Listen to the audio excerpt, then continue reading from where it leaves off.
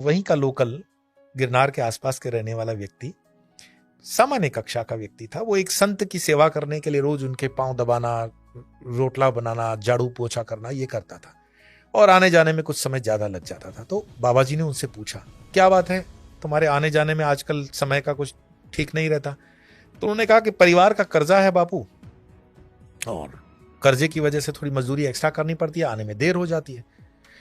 तो उनको पूछा संत ने, कितना कर्जा है तुम्हारे परिवार पर? तो उन्होंने बताया कि इतने 1000 रुपए का कर्जा है।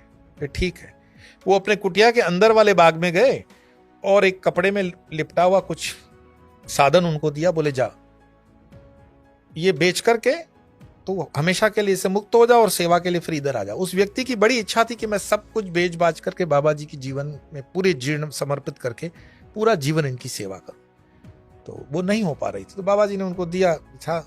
उन्होंने जाकर के वो देखा तो सोना का कुछ उसमें था। वो ज्वेलर के पास गए, जवेरी के पास नीचे शहर में, और जवेरी ने जब देखा तो फटेहाल आदमी के पास मानो कि 100-200 ग्राम का सोना हो, तो उसको डाउट गया। उसने वहां के डीएसपी को फोन किया। और ये होता ही है कि अनायास कोई व्यक्ति जब बेचने पहुंच जाता है तो एक कानून की धारा है कि आप उसको इन्फॉर्म करते हो पुलिस को कि अनपेक्षित व्यक्ति सोना बेच रहा है। डीएसपी ने उससे कहा कि रुको मैं आता हूं। डीएसपी वहां पहुंचे और उनको पूछा कि भाई ये सोना कहां से लाए हो? उन्होंने सच सच बता दिया कि मैं तो एक बापूजी की सेवा में हूं, और वो सेवा से उन्होंने ये मुझे सोना दिया है और वो मैं बेचने आया हूं। डीएसपी ने उनको कहा ज्वेलर को कि आप सोना ले लीजिए, और डीएसपी ने उनको कहा कि मैं बापूजी के दर्शन करना चाहता हूं। अब उनके मन में थोड़ी सी लालच आ गई।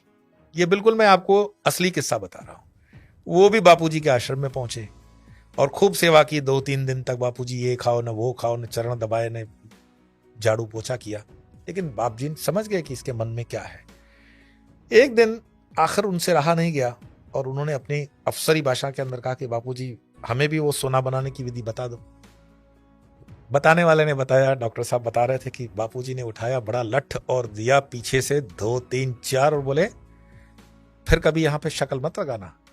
तो संतों के साथ कभी कभार ये आप जो अपेक्षाएं रखकर जाते हो, कृपा सहज होती है, अपेक्षाकृत कृपा नहीं।